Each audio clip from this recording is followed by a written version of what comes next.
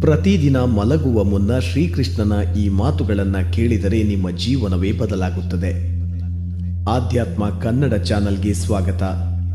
ಅತ್ಯದ್ಭುತ ಅನುಭವಕ್ಕೆ ದಯವಿಟ್ಟು ಇಯರ್ಫೋನ್ ಬಳಸಿ. ನಿನ್ನ ಭಾಗ್ಯದಲ್ಲಿ ಏನಿದೆಯೋ ಅದು ನಿನ್ನ ಪಾಲಿಗೆ ಸಿಕ್ಕೇ ಸಿಗುತ್ತದೆ. ನಿನ್ನದಲ್ಲದ ಯಾವ ಒಂದು ವಿಚಾರವೂ ಕೂಡ ನೀನು ಎಷ್ಟೇ ಪ್ರಯತ್ನ ಪಟ್ಟರೂ ನಿನಗೆ ಸಿಗುವುದಿಲ್ಲ. ಚಿಂತೆ ಮಾಡುವುದನ್ನು ಬಿಟ್ಟು ಈ ಜೀವನದಲ್ಲಿ ಬರುವುದೆಲ್ಲವನ್ನು ಬರುವ ರೀತಿಯಲ್ಲೇ ಸ್ವೀಕರಿಸು. ಮನುಷ್ಯರು ತಾನು ಮಾಡಿರುವ ಕರ್ಮದ ಫಲವನ್ನು ಈ ಜನ್ಮದಲ್ಲಿ ಅಥವಾ ಮುಂದಿನ ಜನ್ಮದಲ್ಲಿ ಅನುಭವಿಸುವುದು ಶತಸಿದ್ಧ ಎನ್ನುವ ಜ್ಞಾನವನ್ನು ಯಾವಾಗ ಅರ್ಥ ಮಾಡಿಕೊಳ್ಳುತ್ತಾರೋ ಆಗ ಈ ಪ್ರಪಂಚ ಬದಲಾವಣೆಯ ದಾರಿಯಲ್ಲಿ ಸಾಗುತ್ತದೆ. ಹಿಂದಿರುಗಿ ಚರಿತ್ರೆಯನ್ನು ನೋಡಿದರೆ ಅದರಲ್ಲಿ ಗೆದ್ದವರಿಗೆ ಗೆಲುವಿನ ಸ್ಥಾನವಿದೆ.